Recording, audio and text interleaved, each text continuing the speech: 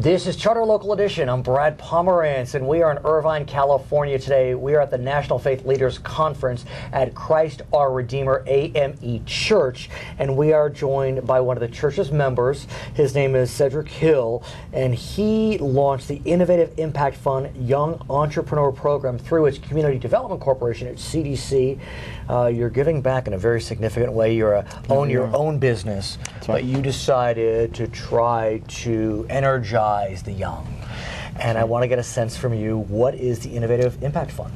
Thank you. And the Innovative Impact Fund is really a program focused on helping young people develop the financial literacy skills, the knowledge of business, basic fundamentals of leadership, to help them have other choices that they might need. We target young people that might have difficulty accessing resources, underserved community, young people and students, and or just anyone that needs another way to learn about some of these ideas and some business concepts that they don't necessarily get at school or in their normal tracks. And I was at the luncheon for the conference, and I saw you and your team up there, awarding 3 young entrepreneurs for the projects which they presented to the fund. And I'd love to talk about each one of them, if we may. Absolutely. And I'd like to start with Jamel Rankin. Tell us about Jamel and the product presented and why it was selected for recognition. Thank you. So, and we had a great time at the competition. So was it kind of like Shark Tank? It was. Shark so Tank. The culmination of the program is a pitch presentation similar to Shark Tank, except for they're not sharks. That's okay. But it's all good. We give them feedback, and there's a judge panel, and they present their business idea. After, by the way, a 13-week intensive training program. Sure. So they've all completed that program, and these were our winners. But I tell you, all 10 of the presentations were really good. Now, Jamel's business is really a very interesting, unique business. She's studied fashion design, so she's very interested in fashion and arts and different things of that nature.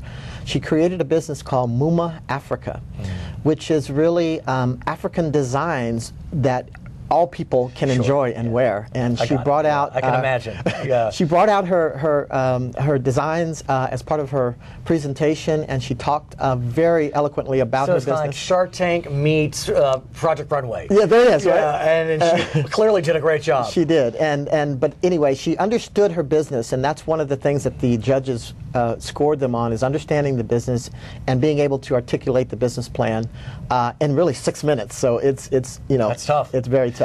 Let's talk about one of her colleagues, also successful, Marquis Clark. And Marquis did a great job as well. His business idea, though, really was unique. So it's mobile studios. Okay. And he's been doing it kind of just around the community. Him and his friends started just going out on their laptops, creating this music, and they would create music and develop different beats. It's like bebop or something? Right, on their laptop, and then they'd go off and get people to rap songs to it or do hip hop music to their recordings, and basically creating high quality recordings similar to what you would see in any record or you would buy on iTunes. And what impressed the panel about this business model? I think the fact that there's a whole lot of aspiring musicians and artists out there, and it's very costly to go off and get studio time. It's $150, $200 an hour. No doubt. Their model is something like $40 an hour that they can do this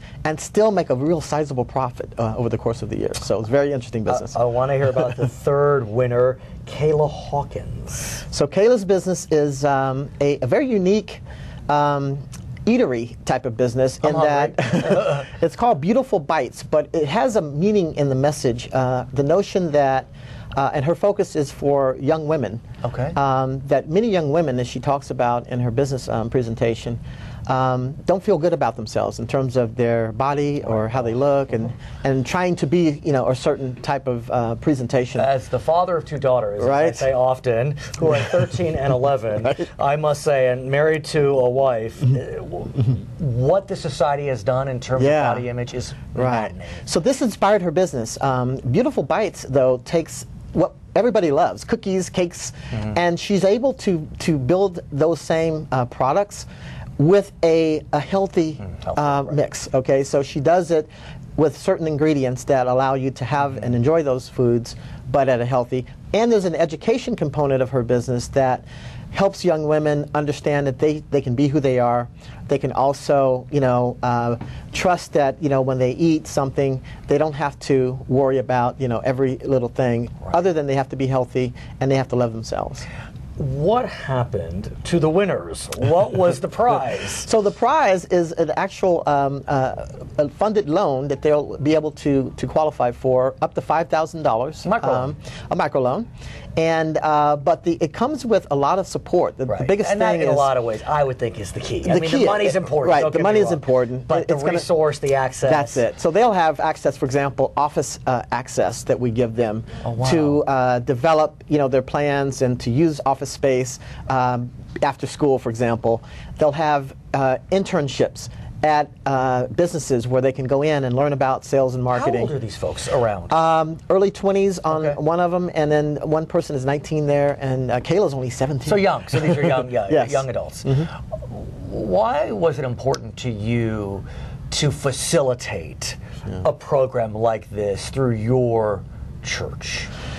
So one of the things with this church that really drew me to it, and it's well known for it in the community, is its commitment to the community itself and paying back, paying forward those blessings that we have.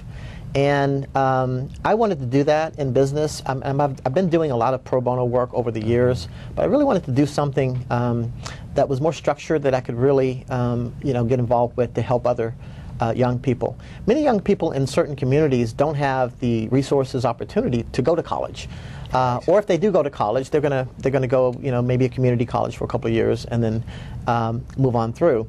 But they still have a lot of talent. They still have ideas, and they have the wherewithal to want to pursue those. And so this type of program gives them that business knowledge, the financial literacy training that they really can't get or don't get really in the mainstream schools. And what do you think it meant to Jamel, Marquis, Kayla, and the other 7 to participate in this program, whether they were successful with the award or not? Yeah, and I tell you what, we've been talking about this obviously for the 13 weeks that they've been in the program. To see their faces today and to listen to the words, I was just blown away. Mostly because of how they supported each other. Before and after the winners were announced, they were just extremely supportive and very happy that everybody was able to participate. And I tell you what, as we told the group, you never know. Sometimes the person that was the runner-up or that didn't win the actual prize, their business still can go on. I think about and make it happen. Jennifer Hudson, she was like 6th place for American Idol. Who got the Oscar? Jennifer Hudson. And so that's not the end. That's the beginning. And so we pointed that out. And so we believe that all of them will have the ability to go forward and to pursue their dreams. And we hope that this knowledge is a good platform. Are you going to continue the program? We are. In fact, our goal is to have a minimum of 3 of these classes per year. Fantastic. The 13 weeks. Yeah, it's very intense. And so we expect to touch about 18 students within each of those classes. Nice. And then that's going to expand beyond this area as we move it forward, and that's why we've been working with our investor groups to continue to fund the program and move it out. His name is Sedric Hill. He is the genius behind the Innovative Impact Fund Youth Young Entrepreneur Academy at Christ Our Redeemer Community Development Corporation. I'm Brad Pomerance, and this is Charter Local Edition.